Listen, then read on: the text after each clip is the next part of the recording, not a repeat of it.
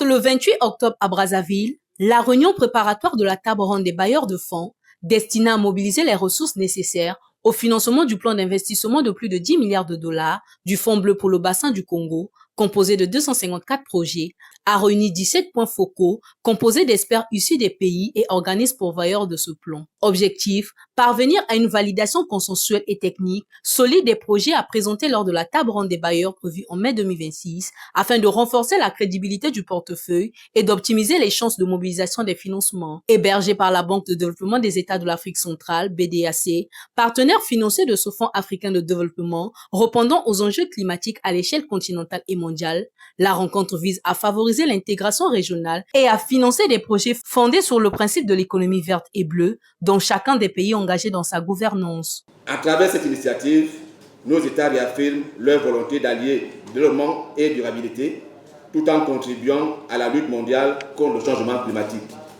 Je voudrais réaffirmer l'entière disponibilité de la BDAC à poursuivre son accompagnement des États et des institutions régionales dans la promotion de l'économie bleue, de l'intégration des contributions déterminées au niveau national et de la résilience climatique dans le bassin du Congo.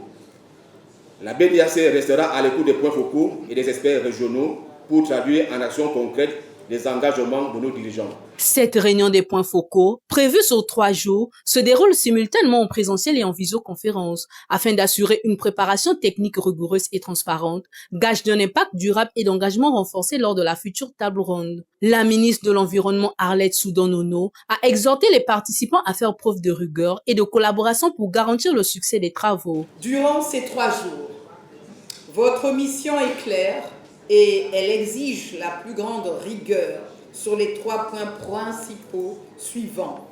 Faire le point technique et financier sur les projets qui doivent être irréprochables. Assurer la cohérence absolue entre les propositions de nos pays et les attentes légitimes de nos partenaires techniques et financiers.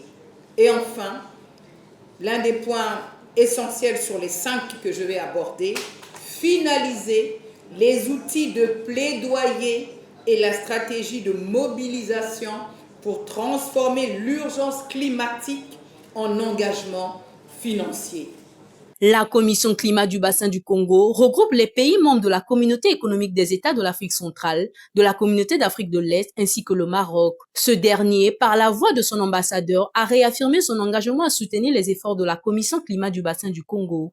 Le Maroc met à disposition son expertise ainsi que le soutien de ses principaux départements gouvernementaux, dont le ministère de la Transition énergétique et du Développement durable, représenté à distance lors de cet événement et qui apportera des éclairages sur la thématique au cours des travaux.